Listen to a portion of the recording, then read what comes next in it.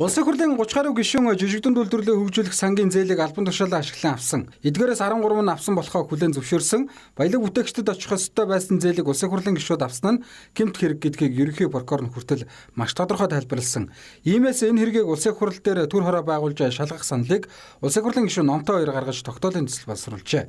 Харин улсын хурал өнөөдөр жижигдэн үйлдвэрлэлийг хөгжүүлэх сангаас зээл авсан хэрэгтэй холбогдуулж төр хороо байгуулах шаардлагагүй гэж үзлээ. Хилцүүлгийн үеэр жидүүчин гишүүдийг үлдсэн халдшгүй байдлын төд хорооны дарга хууль зүйн дотоод иргэн сайд нямдарч Номтой хоёр нарын хооронд маргаан үссэн юм а. Засгийн газрын огцруулах гад орж ирэхэд жидүүчд л хамгаалсан шүү дээ. Та тэр үед харин жидүүчтэй өстой ясандаа тултал гэлөө ясмахаа цайтал гэлөө үзнэ л гэсэн шүү дээ. Тэгээ хэлсэн ярьснаасаа буцаа та бүр хүндрэл учруулад байна. Танаас уул маш их дэмжлэг хүсэж байгаа юм л да. Та хууль зүйн дотоод иргэн сайд шүү дээ. Өнгөрсөн 7 хоногийн таны байр суурь биднийг бол бүр гайхшралд оруулсан шүү дээ. Улаан цайм хамгаалаад үлддэг. Би хамгаалаад байсан тэнд байхгүй. Миний тэр намын баг хуралдаар хэлсэн өвчин болвол ёс зүйн хувьд огт өөрчлөхгүй гэж хэлсэн юм бэ.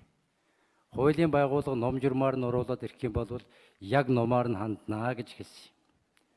Дээд хороо 5 гишүүний бүрэлдэхүүнтэй энэ удаад гэдэг үгтэй дүгнэлт оруулсан. Ийм нөхцөл бүрдээгүй байна. Цаад талд нь шалгагдаж дуусаагүй асуудлууд, гишүүдтэй холбогдолтой асуудлууд байна. Асуудлаа нэгэмсэн зэгцэлж оруулж ир гэдэг л ийм л санал дүгнэлтийг байнгын хороонд оруулсан, байнгын хороод хуйлаа дэмжсэн, чуулган дэмжсэн.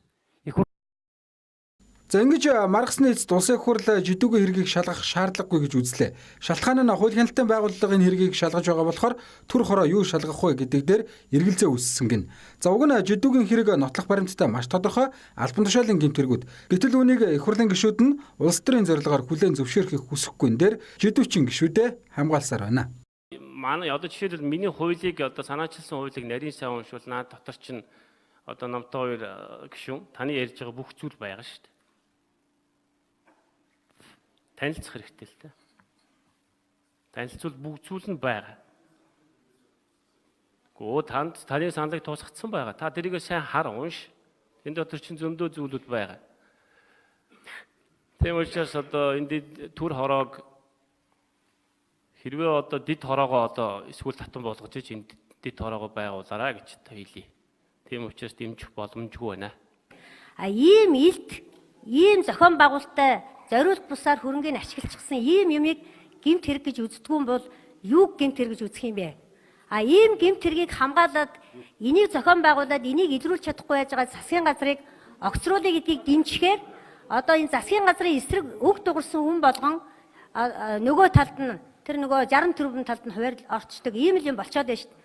Хаана нь орж хариалагдах нь хамаахгүй би тэрнээс айхгүй байна. Монгол улсын төсөв яг хуулийнхаа дагуу зарцуулагддаг. Энэнд нь засгийн газар хэрхэн хэрэгжүүлж чадж байгаа гэдэг дээр улсын хурал хяналтаа тавьж чаддаг тийм механизмын төлөө би энэ үгийг хэлж байгаа шүү. За ерөнхий прокурорын зүгээс дахин 10 гишүүний бүрийн эрхийг төдгөлзүүлэх саналыг улсын хуралд оруулж ирэхээр төлөвлөж байгаа гэх мэдээлэл байна. Гэвч өнөөдөр улсын хурал өнгөрсөн 7 хоногт хамгаалсан 4 гишүүнийхээ адилаар эцэг хүртэл жидүүчтэй хамгаалж үлдэх нь тодорхой хэвчээ.